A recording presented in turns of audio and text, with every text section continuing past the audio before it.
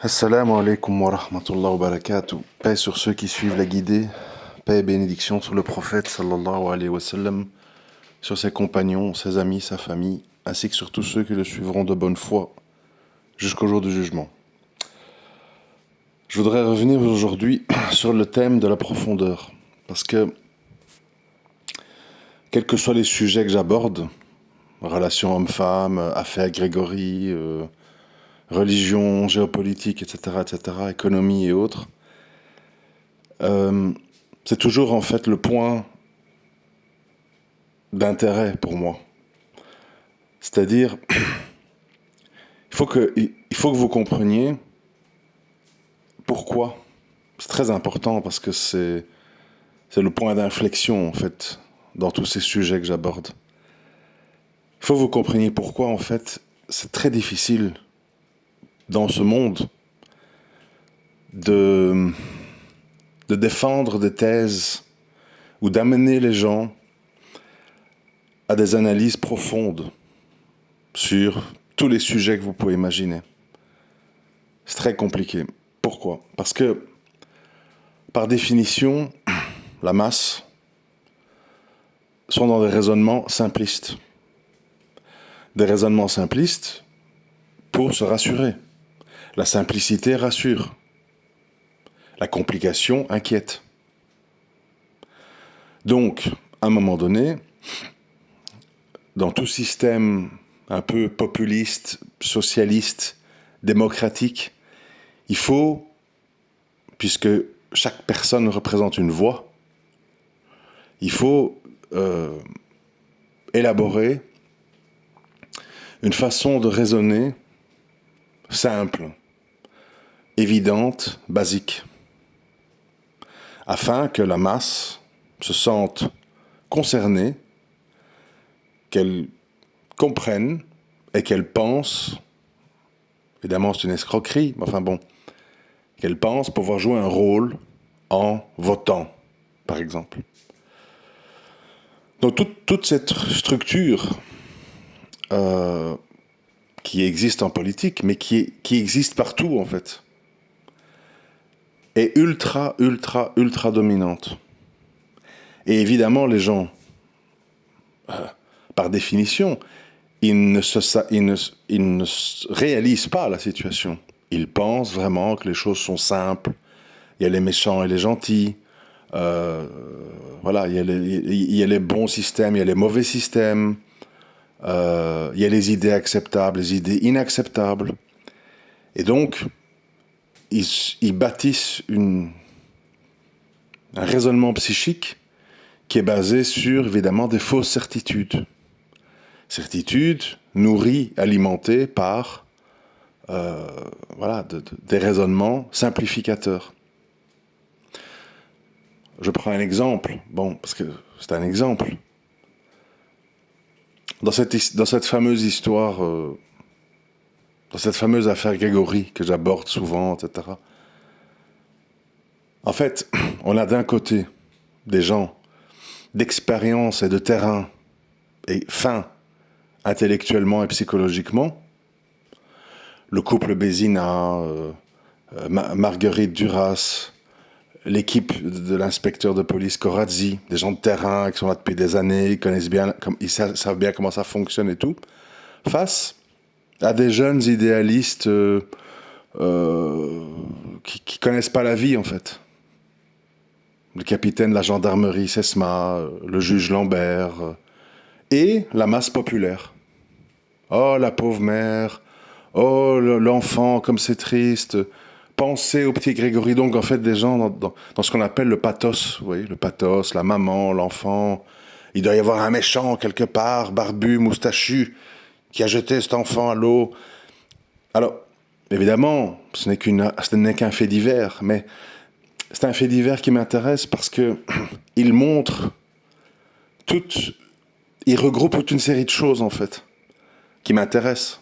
Les relations hommes-femmes, la psychologie, la profondeur, les non-dits, la bêtise des gens, l'aspect simple et binaire de la majeure partie de l'humanité. Et ça, c'est important, tous ces concepts, dans tous les autres sujets. Et c'était un combat très inégal de vouloir amener des gens rassurés dans la simplicité vers l'inquiétude de la complexité.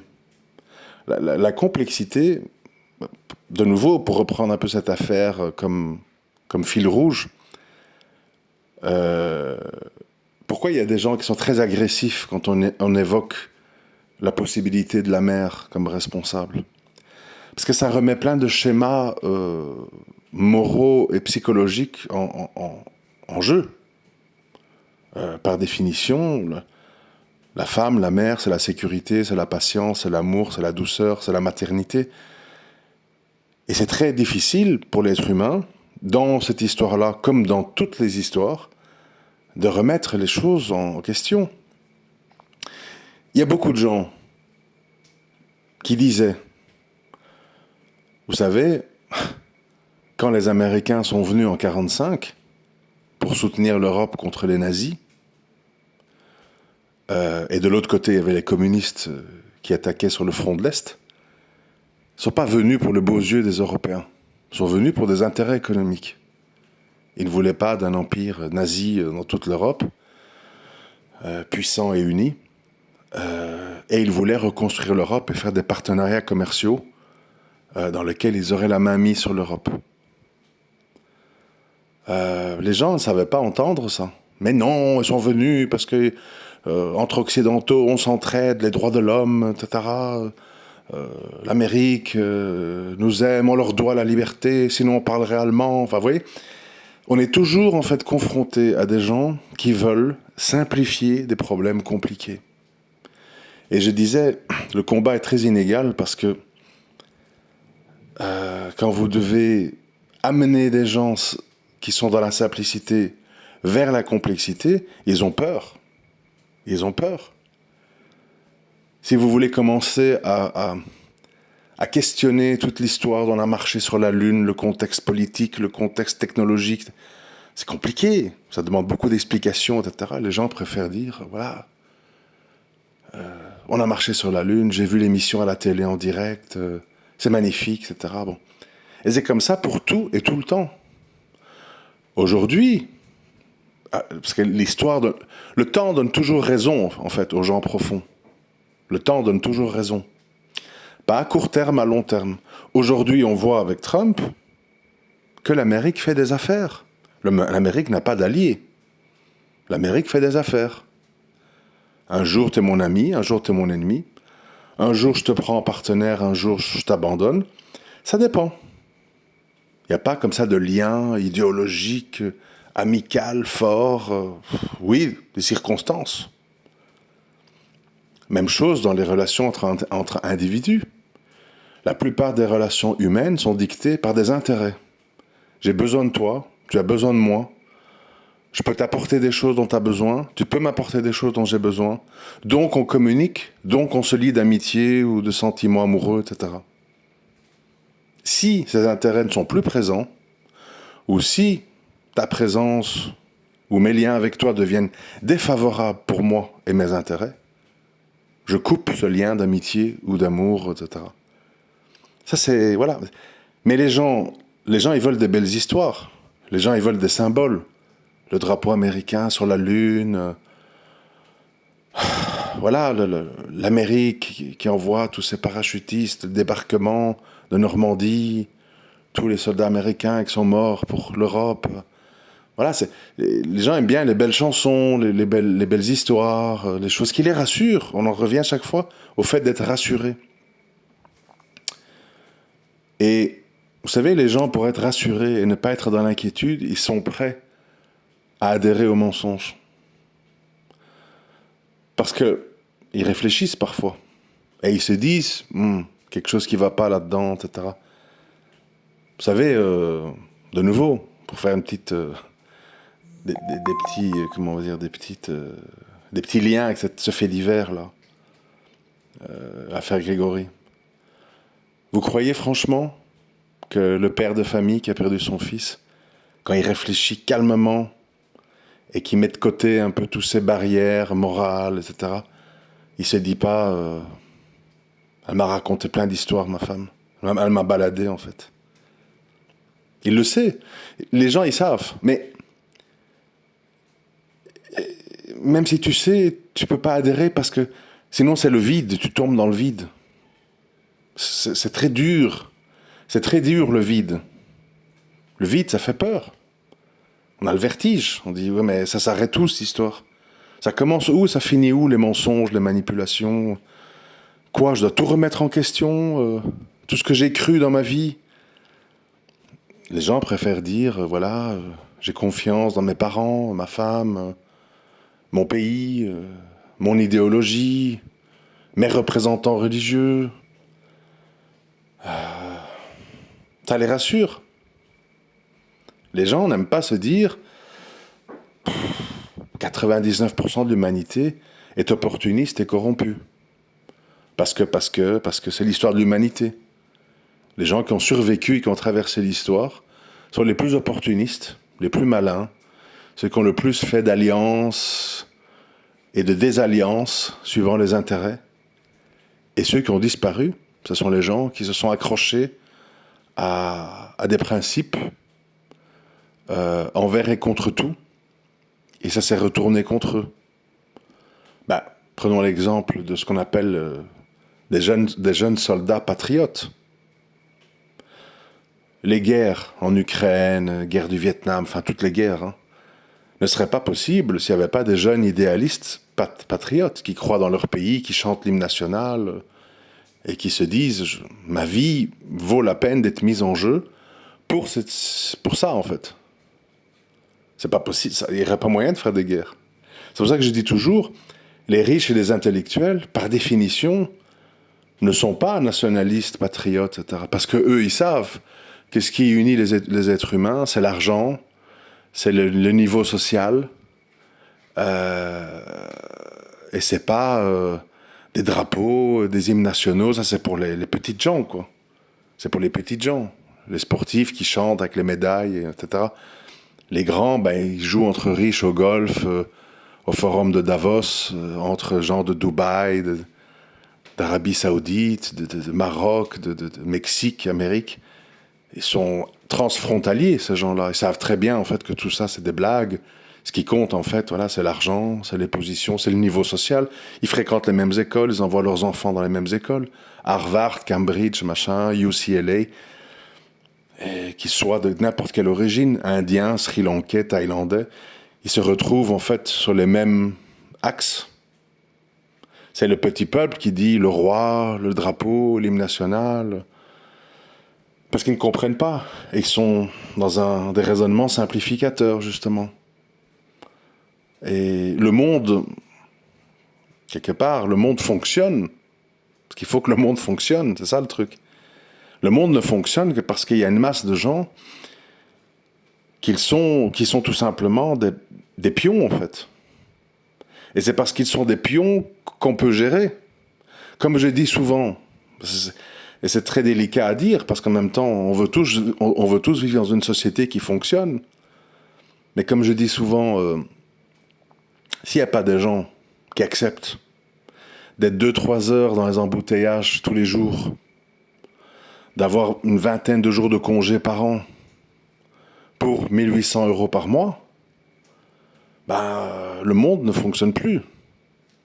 Le monde fonctionne que parce qu'il y a des gens qui acceptent des choses qui sont inacceptables pour d'autres.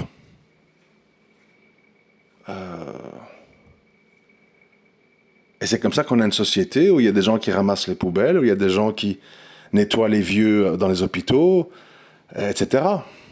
Donc par définition, l'inégalité dans les niveaux de compréhension des choses est voulue et nécessaire pour qu'une société fonctionne. Et c'est là où en fait on se console un peu. C'est-à-dire que on se dit bon, est-ce que c'est souhaitable que tout le monde comprenne ce qui se passe? Est-ce que c'est souhaitable que tout le monde soit profond? Est-ce que c'est souhaitable que tout le monde soit d'un certain niveau intellectuel? Ben peut-être que non, en fait. Et ça permet quand même aux gens profonds d'un petit peu se calmer, de cesser cette poursuite, de vouloir tirer tout le monde vers le haut. C'est que c'est peut-être quelque chose de mauvais. Le problème, c'est quand dans des problèmes compliqués, des décisions judiciaires, des guerres, des votes, là où ça devient compliqué, c'est quand les gens simples, manipulables et binaires décident, jugent, tranchent. Ça devient problématique. Parce qu'à ce moment-là, les gens profonds et intellectuels et complexes sont pris en otage par cette masse simplificatrice. Aujourd'hui, la masse, étant donné qu'on est dans le système démocratique, la masse décide. La masse décide. Et vous voyez bien, c'est pas moi qui j'invente rien. Hein.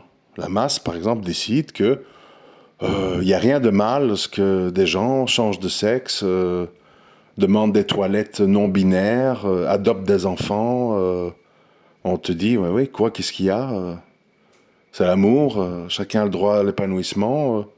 Qui es-tu ignoble facho, ignoble islamiste. Voilà, c'est-à-dire, maintenant, des raisonnements fous sont devenus des raisonnements très sérieux. Là où on riait dans la cage aux folles avec Michel Serrault, on ne rit plus. On est dans des histoires très sérieuses, où tu es traité de propos homophobes, transgenres, comment on dit, transophobes. Enfin, on ne sait plus jusqu'où ça va, en fait. Et là, ça devient problématique quand une société est prise en otage par ces gens simples. Parce que les gens simples, en fait, sont faits pour obéir. Ce sont des opérateurs. Tu vois, ce sont des gens, voilà, ils sont faits pour recevoir des ordres, ne pas réfléchir sur des problèmes de société, ou des décisions judiciaires, ou des décisions politiques. Et ils sont là pour faire fonctionner une société. Faire la guerre, ramasser les poubelles, nettoyer les vitres, nettoyer les rues, s'occuper des vieux dans les hôpitaux. Mais à partir du moment où on dit un vote égale un vote, ça veut dire que ces gens ont le même poids électoral, par exemple, que des gens profonds, intellectuels et complexes. Et là, c'est terminé, c'est l'autodestruction, en fait. C'est pour ça que l'Occident est condamné. Parce que l'Occident est dans ce système égalitaire.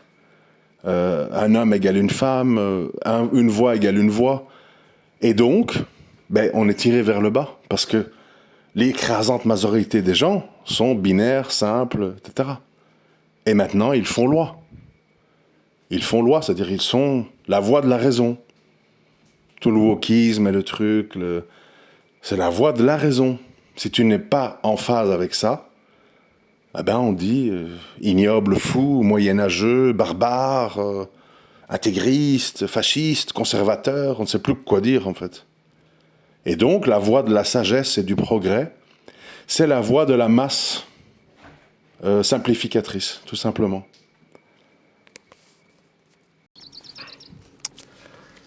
Et quand on rajoute à ça le fait que beaucoup de gens de savoir, qui ont du savoir, qui ont des choses à transmettre, ne sont pas capables ou ne veulent pas vulgariser, mais on se retrouve en fait devant une société où il y a un énorme fossé entre les gens simples, binaires, opérateurs, et les gens qui savent, qui comprennent et qui ne transmettent pas.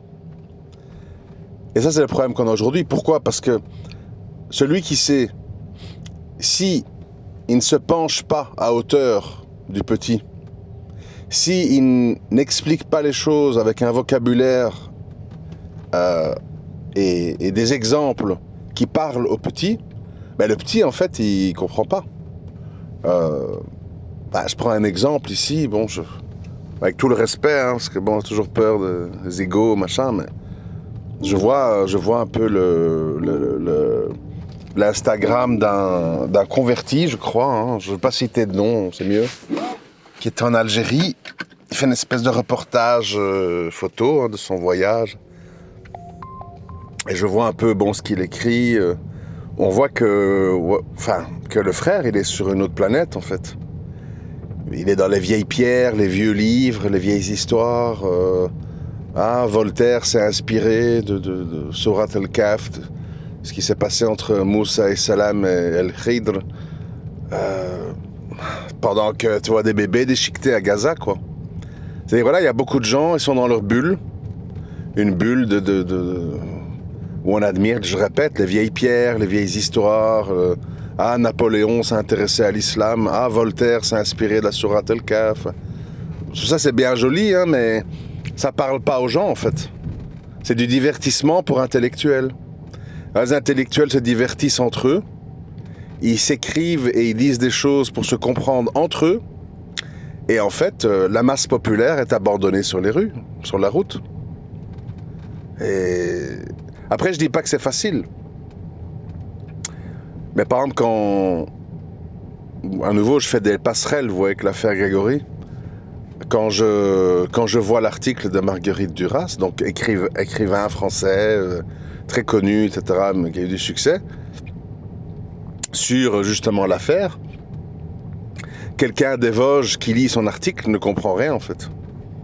Il va juste voir le titre, le crime sublime, bon, elle est folle, voilà.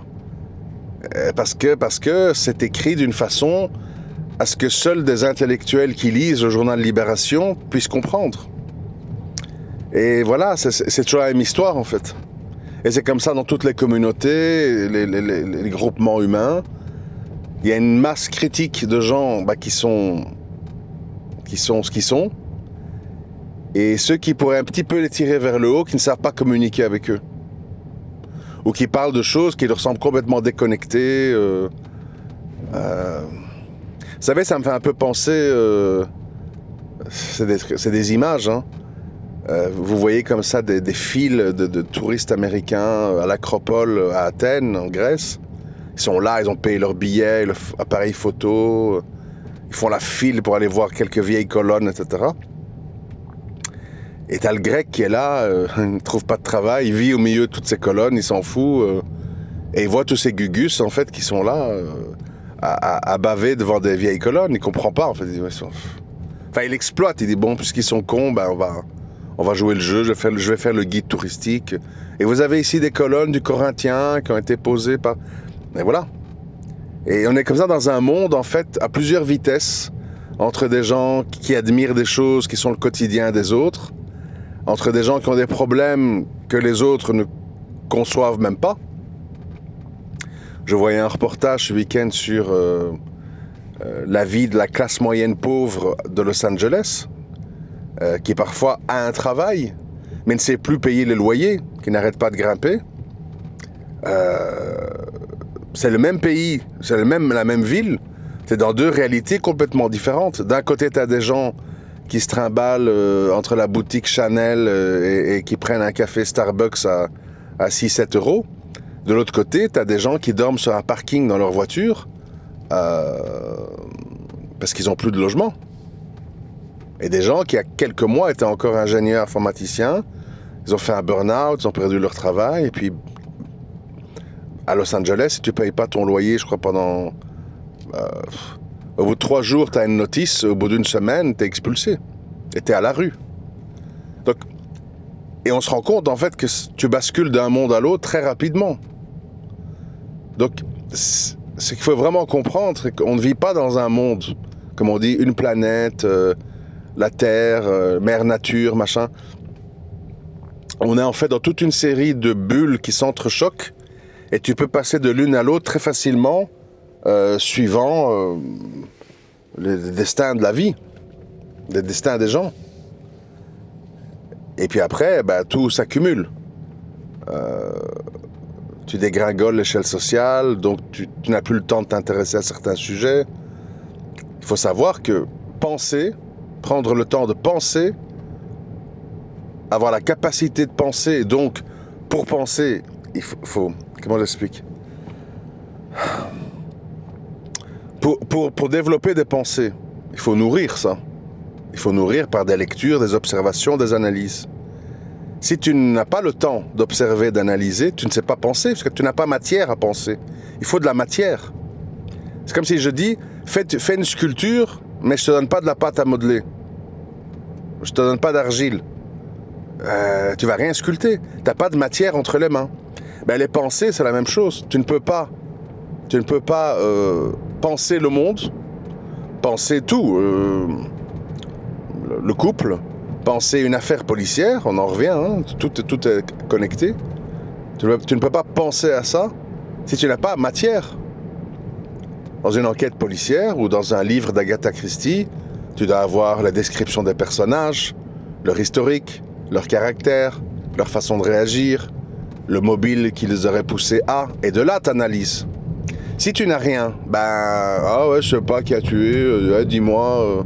Parce que voilà, donc, on en revient à chaque fois à ça.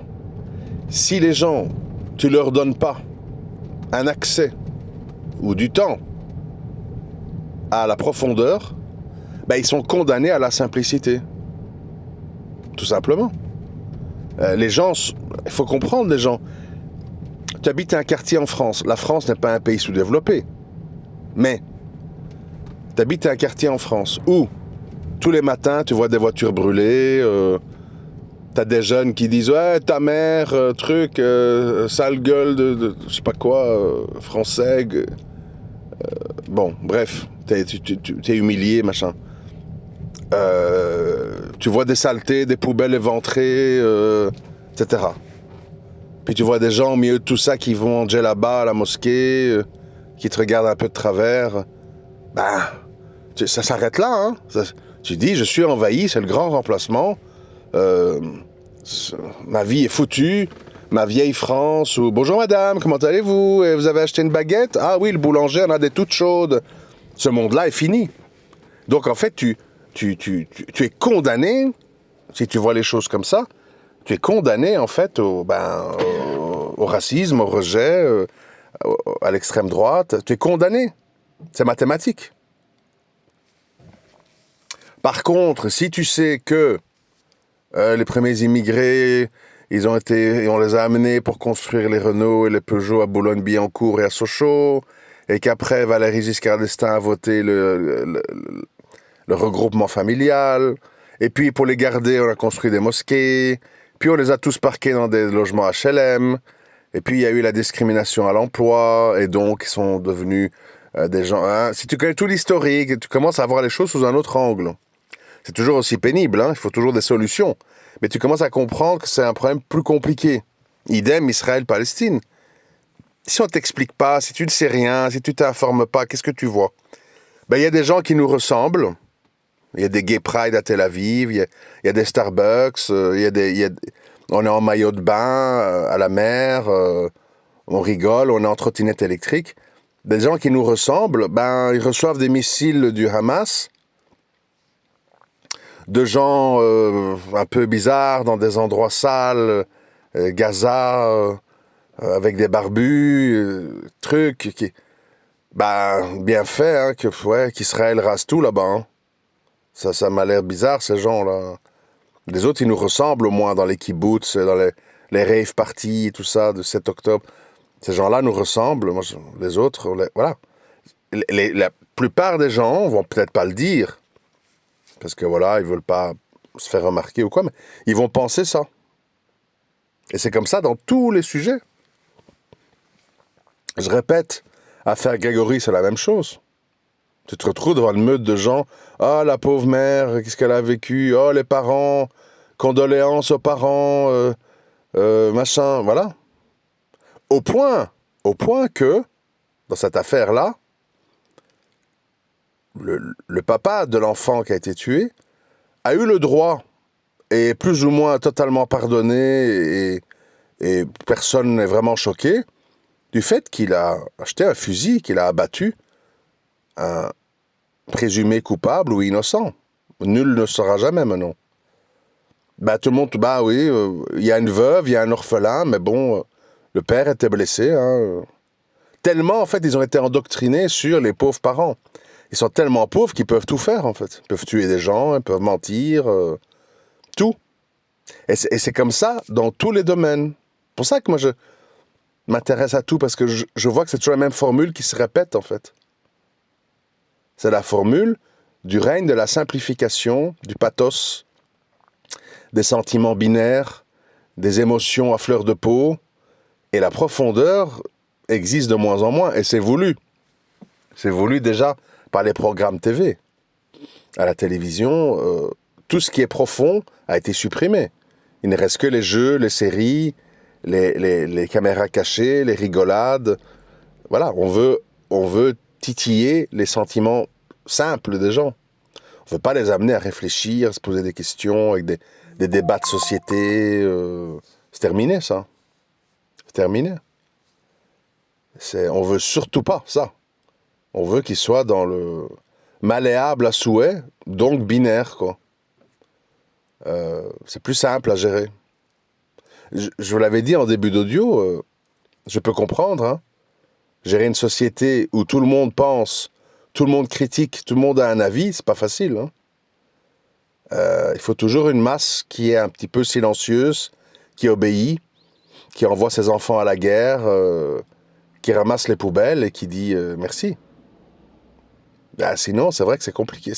Je reconnais. Je n'ai pas cette arrogance de dire il faut intellectualiser tout le monde, etc., etc. J'ai simplement dit ça, c'est pas un problème, je comprends. Le problème, c'est quand ces gens-là commencent à faire la loi, commencent à devenir l'alpha et l'oméga du bien et du mal et commencent à avoir du poids de par leurs votes électoraux. Ça, c'est le problème. C'est-à-dire qu'ils ne sont plus de simples opérateurs, ils deviennent des penseurs qui votent et qui influencent les décisions de l'État. Idem, de nouveau, dans l'affaire Grégory. Tant que c'est des gens de terrain, d'expérience, qui jugent et qui enquêtent, c'est bien. Des inspecteurs de la PJ, des psychologues, des graphologues, des gens qui ont toutes sortes de qualifications. Quand tu commences en fait avec le voisin du coin, oui, je ne sais plus si c'était le 16 ou le 17, oui, mais j'aimais pas sa tête, oui, mais elle avait l'air bizarre, t'es fini, tu en sors plus en fait. Ou des histoires sans queue ni tête, comme il y en a plein dans toutes ces affaires. Ça devient en fait un brouhaha illisible, et au final, tu sais plus rien faire. C'est exactement comme nos sociétés, ça devient ingérable en fait. Tu te retrouves avec des millions d'immigrés, des millions de gens qui ne les supportent plus, une dette colossale et un pays qui a un pouvoir économique, militaire et d'influence diplomatique de plus en plus bas. Tu te retrouves devant un pays qui est une espèce de bombe à retardement, le cas de la France en fait. La France est une bombe à retardement. Tous les ingrédients sont là pour que pour que ça finisse mal en fait.